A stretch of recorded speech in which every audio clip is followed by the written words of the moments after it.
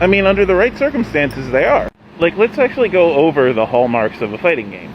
I mentioned it before, there has to be elements of timing and spacing, and the core gameplay has to be about predicting, responding to, and outthinking your opponent.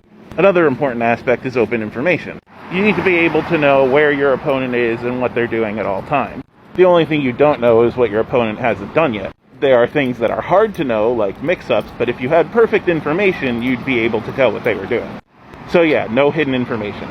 Another aspect is that confrontations start close to balance. There's nothing you could do to give yourself an advantage before you end up encountering your opponent. And after that, any advantage you get is based on the actions you already took in combat. There's also minimal randomness. It doesn't have to be zero randomness. Faust and Guilty Gear exist, but just mostly minimal randomness. In general, you want the competitors fighting each other, not against the game.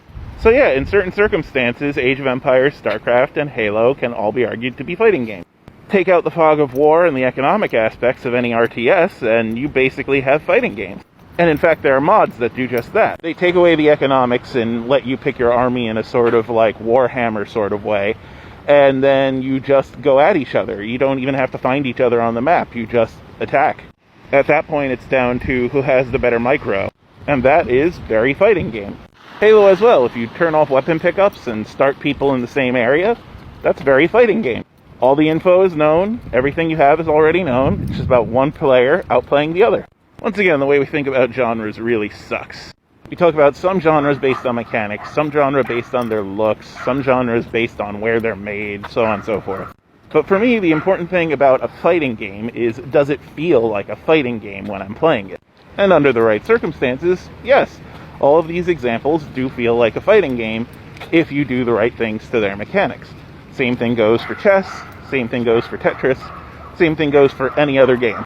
And that is why Smash Brothers is a fighting game. Because even though it might be a different game with certain settings, that doesn't invalidate playing it with other settings. If you change the rules of the game to make it a fighting game, it's a fighting game. And those rules are there to be changed for a reason. It's so you can play Smash as whatever game you want. And it was a brilliant business move because it meant that casual players could play a random game and hardcore players could play games based on skill. That level of customizability and accessibility, plus the Nintendo IP, which is known by basically everyone, made Smash the best-selling fighting game in the world.